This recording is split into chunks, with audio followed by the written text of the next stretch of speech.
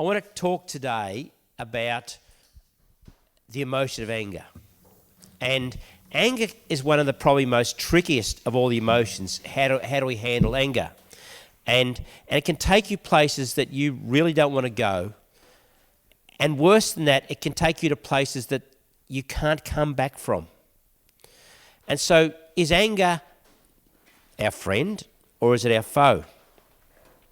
When I was 19, I was playing with my younger sister Lindell in the lounge room, and I probably was tormenting her. I can't remember the full details of it, but Dad came into the room, and Dad saw that Lindell was getting upset, and he immediately jumped to her defence. And I can't remember if he put his hand on my shoulder and pulled me back or whatever happened, but I just exploded in a rage at Dad. And it ended up with Dad slammed up against the wall, with me having him by the throat, and I've got my mum and I've got Coral trying to drag me off my dad. That day, what happened that day did not help our relationship in any form. Anger can take you places you don't want to go. And when I look back now at the church that we planted in Sydney, that we started from scratch, I actually now have a better understanding that we started that church out of anger. That church was birthed out of my anger.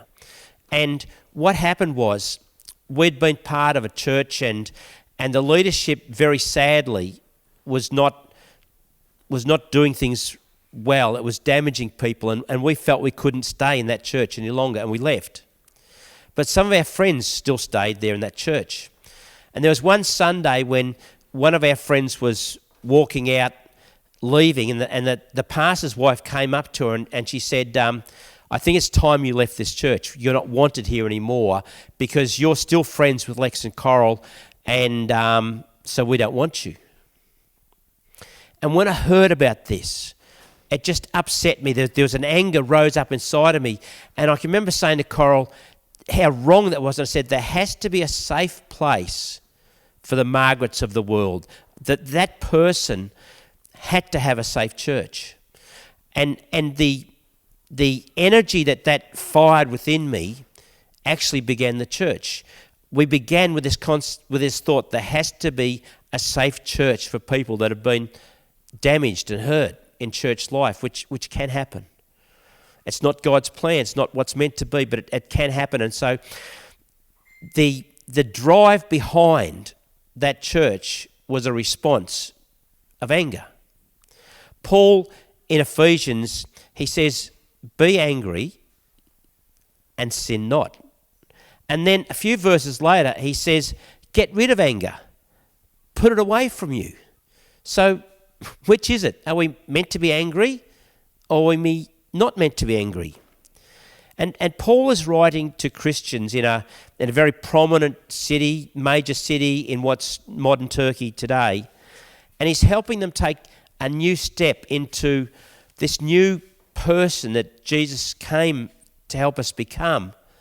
And he's trying to give them some God concepts and God wisdom. And he says this, and this is the New Living Translation. He says this, let the Spirit renew your thoughts and your attitudes. The key is to see things differently. Put on your new nature, created to be like God, truly righteous and holy. That's the plan, isn't it, right? To reflect Jesus, to be more like him in how we respond in any situation. Now, everything that takes place in this section that Paul's talking about in Ephesians chapter 4, everything has to do with emotional and relational health in your world. And when he starts talking about this, he begins with, be honest, like be really honest, be honest with yourself, like be truthful to just not other people, but to yourself. And then Paul says, and this is in the New King James Version, he says, be angry and sin not. And then in the NIV, as it continues on, he says, do not let the sun go down while you're still angry, and do not give the devil a foothold. In the Northern I was going to say in the Northern Territory, because I've got the initials NT here, but it's not the Northern Territory, it's in the New Testament. There are 3 different Greek words for this one word that we have in English for anger. And of the 3 different words, 2 of them are in that verse that I just read out. Now, the first Greek word for anger is like when you just explode, when something bubbles up inside of you. When my little granddaughter Brooklyn was sitting here before and I asked her if she gets angry, she gets really angry really quick. And the other day, I think it was her little doll, bumped her front tooth. She hit a tooth on a doll and she grabbed it and she threw it away and she went, "Bad doll, bad doll." And then 2 minutes later, she was fine. It's the anger that the Greek word, this first type of anger, it bubbles up, it explodes, and then it's gone. You're over it. That word is not in these verses. The second word for anger, the Greek word, it means to be provoked, to be exasperated, and it actually lasts much longer than that first one. And when Paul says be angry, this is the anger he's talking about. It's an anger that has a purpose. Now, of the 3 types of anger, the third one, Paul says has a time limit on it. This type of anger should be over with in a time frame, he actually says by sundown, by sunset. Now, for those people that live in the Antarctic in the summertime, that would be a problem. So it's not a physical, it's actually a limit. Don't keep going in this. And this third type of anger, that has this concept of an anger that's become bitter, that it's got inside of you, that started to eat you up inside. If you feel that sort of anger in a family situation with someone living in your home right now, I've got a thought for you that can help you overcome that sort of anger. Clean the toilet. And if you're thinking, what does clean the toilet, how does that help? Well, you use their toothbrush to clean the toilet and you don't tell them, right? You don't tell them. That's going to help you feel a bit better. Now, that's not what I'm saying, right? That's not helpful, but it is a thought, right? But to become more like Jesus, to see what he sees, to deal with anger differently, we can't do the toothbrush idea, can we?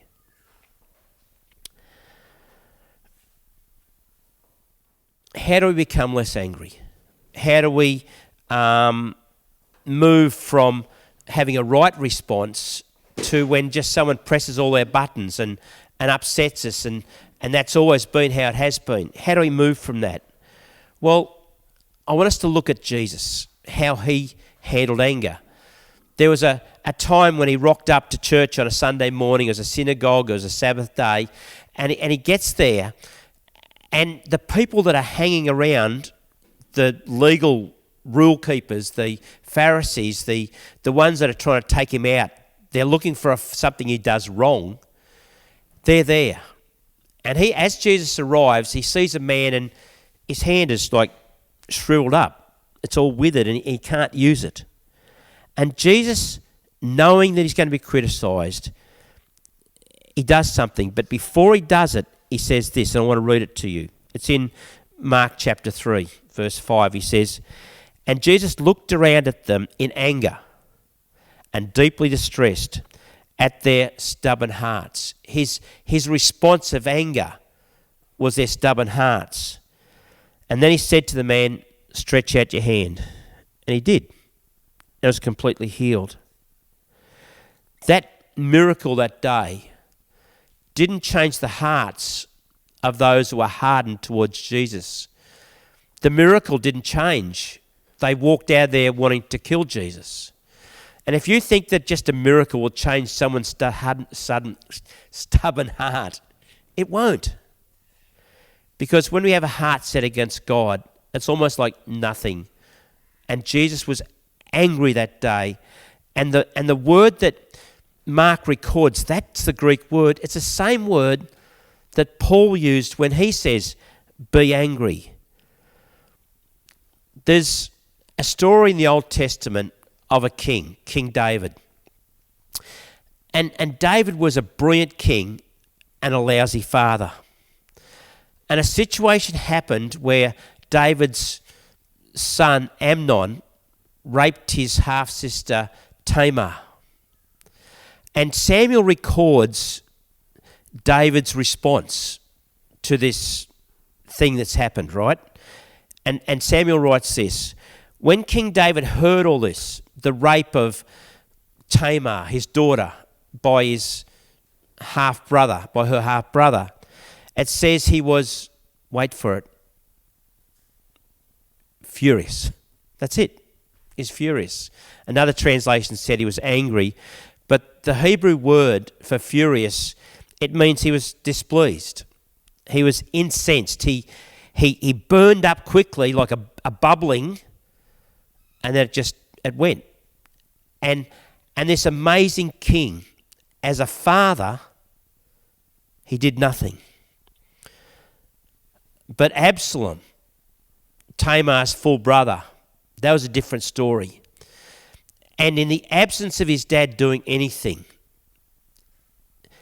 a anger that began as a right anger, a good anger at this terrible thing that's happened, started to eat away at Absalom. And 2 years later, Absalom kills his half-brother Amnon, murders him, and he's so upset with his dad, he ends up, there's a coup, he tries to take over the kingship, take him out, and in the end, we find Absalom swinging from a tree with a javelin in his chest, and his dad going, Absalom, Absalom, my son Absalom, it would have been better if I had died and not you. Oh, Absalom, my son Absalom. All of that is a wrong response to anger. It's not allowing anger to take us where it's meant to, and it's anger that starts to eat away at us. It's different types of angers, but there's an anger that's right, and it's healthy, and it's appropriate, and it's needed, and it has a purpose. And this anger is actually your friend. And if you're expecting me at this moment to say, but there's an anger that's a foe, and to start to look at that, that's not where I'm going. I want to hang around with our friend. I want us to have another little look at our friend that's anger. When we were living in Sydney, I had this line of dogs that I've had since I was 16, these staghounds, and I had one dog left.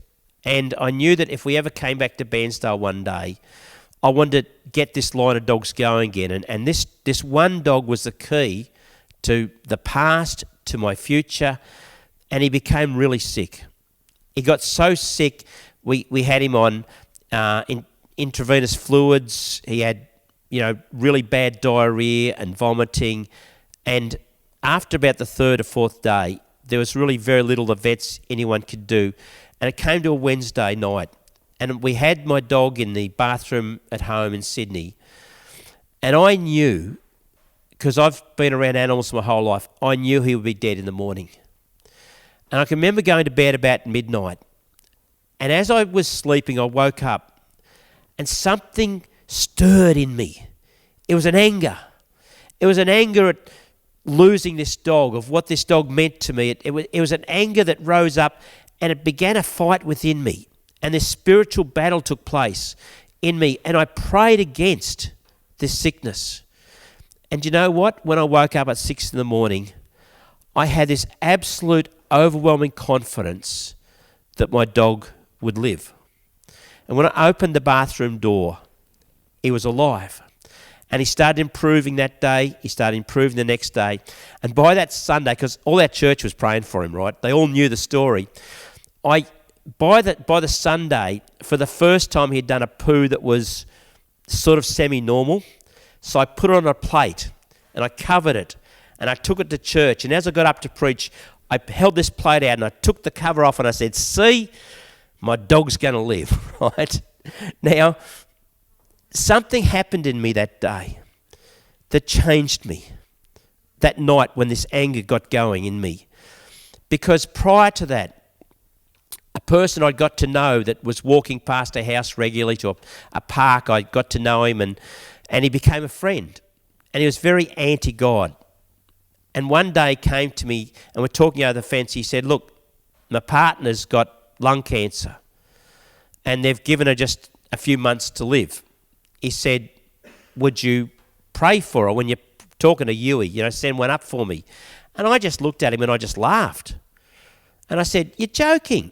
You want me to pray to a God that you don't even believe in, that you argue with me, you tell me doesn't exist. You want me to pray to him? But I said, I don't have the faith to pray that Mel will be healed. But I do have the faith to pray that God will get you through whatever you go through. And so he started preparing to sell up his house. He's going to shift to Tasmania from Sydney when she died. And I prayed with her that God would help her, give her strength through this journey. But after my dog was healed, after this anger rose up inside of me, I was walking past her house one day and she's out the front, and I walked over to her and said, Mel, I want to apologise to you.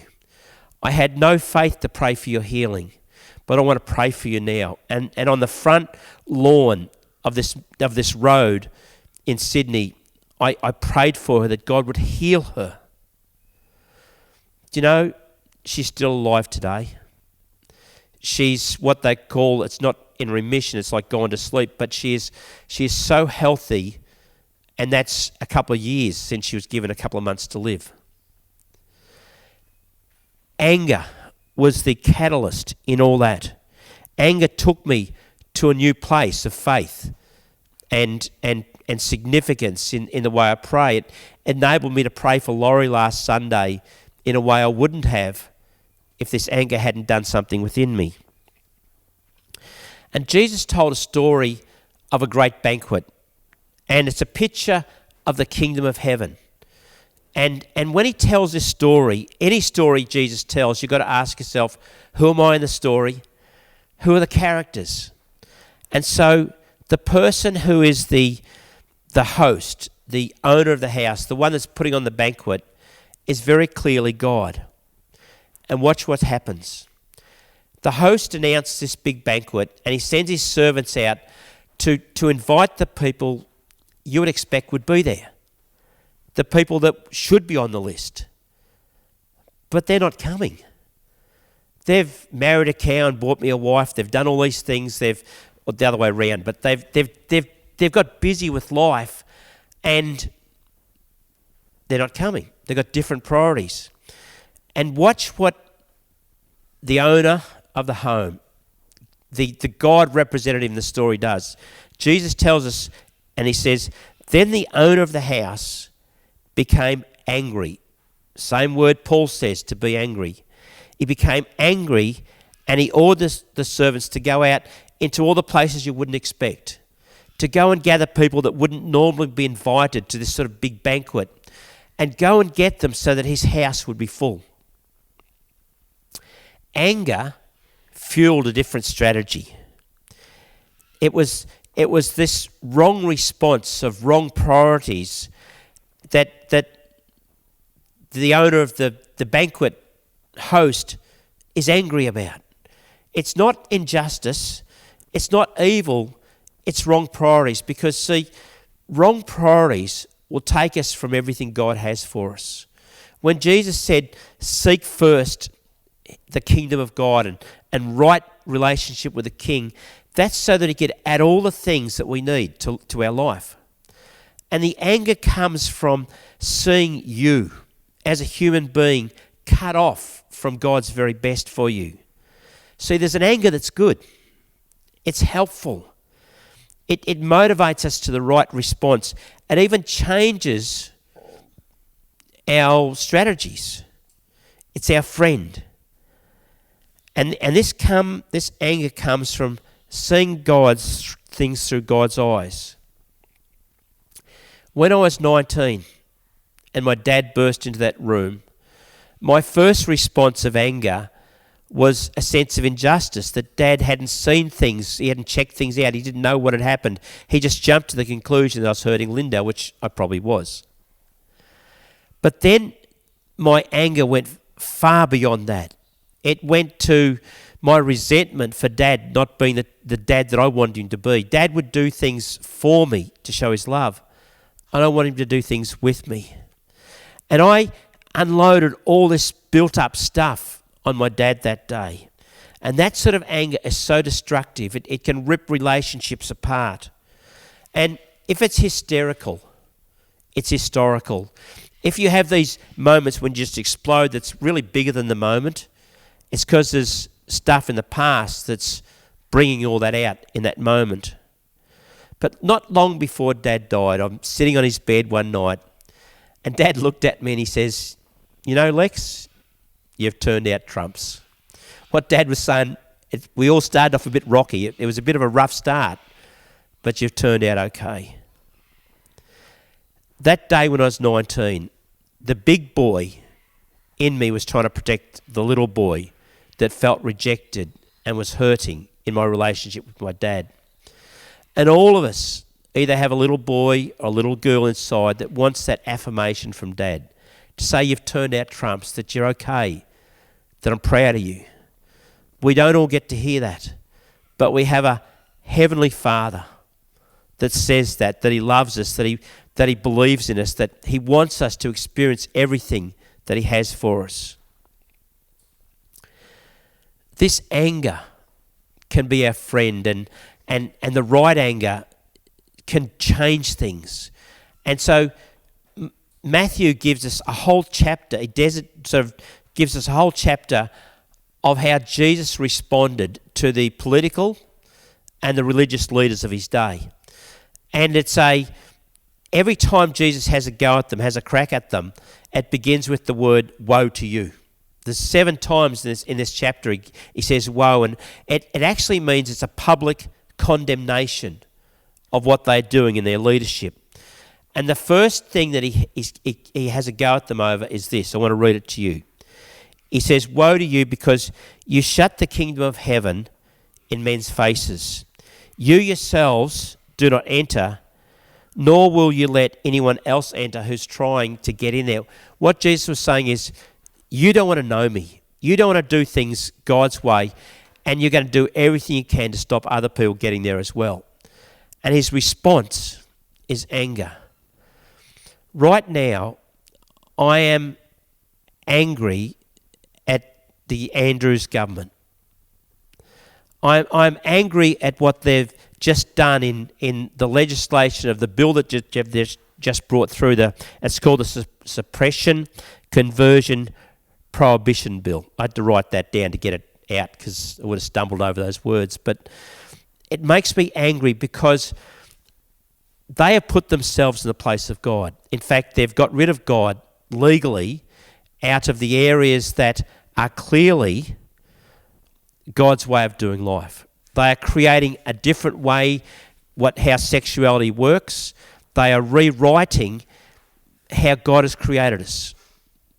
And they've put it so legally binding that if I pray for someone that wants my help in this area, I can go to jail for 10 years. Now, that's not going to change anything of what we do, but the consequences are different. And it's a government that is enforcing their worldview on other people, legally binding, with the weight of the police force behind it. And it makes me angry. And it's a right anger. It's a good anger.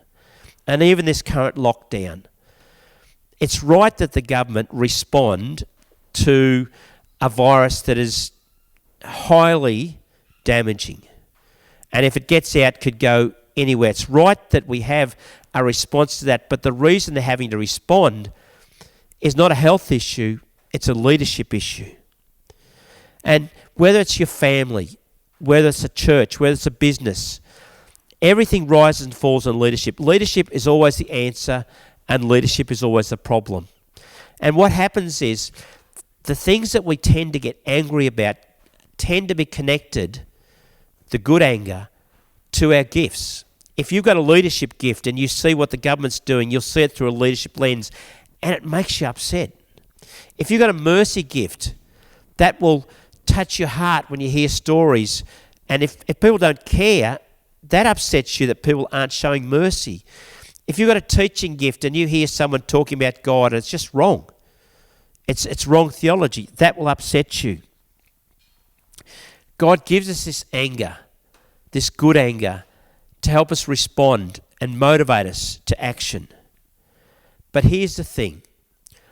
All anger is turbocharged V8s under our bonnet. And for some of you, you rarely get out of first gear.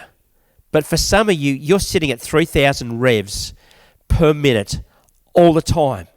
And it doesn't take much for you to hit the power band and bang, you're gone and you've just exploded. And when that sort of happens, it's too late to shut down the motor. And that's not the answer. The answer is not stopping the anger. God's designed that the anger that we have, the good anger, is to steer, to motivate us, to be directed. But even the bad anger, God doesn't have a anger management program. He has a way that says there's some anger that just got to get rid of. It never is going to be helpful. It will always be damaging. Yesterday, I threw out some salmon that had been sitting in the fridge and had gone past the expiry date. It's about 8 days to over date. Do you know how hard it was for me to throw that out? I wouldn't eat it. It was just a waste. But do you know what? 8 days over date for fish, that could really make you crook. It could really hurt you. And if we don't understand that there is an anger that has a time frame, a expiry date, and if we hang on to it, it will hurt you. It will damage you.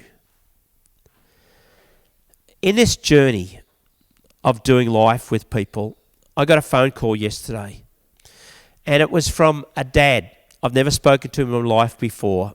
His name's Joe. And Joe's son was riding his Harley the day before and was involved in an accident that literally meant that he died at the scene. He was resuscitated, but there's probably 10 minutes when there was no oxygen to his brain.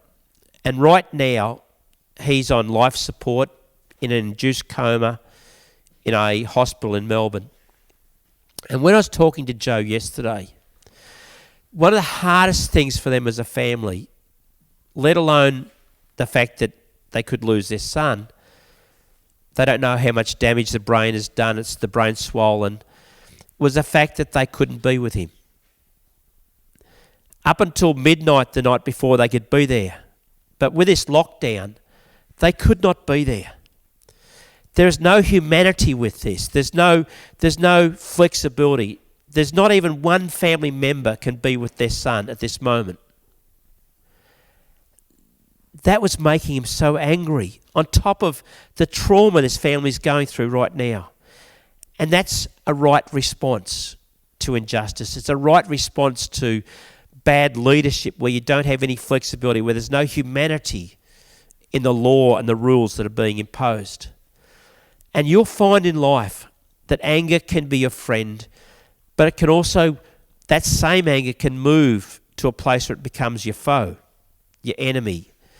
And next week, I want us to look at how we can deal with that foe, how we can overcome that foe from destroying things around us. Because what happens is, for some of you, you've lived with this foe for so long, it's just normal. It's how you do life. And if I asked you, do you struggle with anger, you would say no. But there's others in your world would say yes, and it's really affecting us. It's really impacting us. And what happens is, there gets to a place where you can't come back from where anger, that sort of anger, can take you. So we're going to look at that next week, because for me personally, that's been a life journey that God set me free from. So when we talk next week, it's about setting you free. It's not about a pointing finger and saying there's something wrong with you. You got a problem.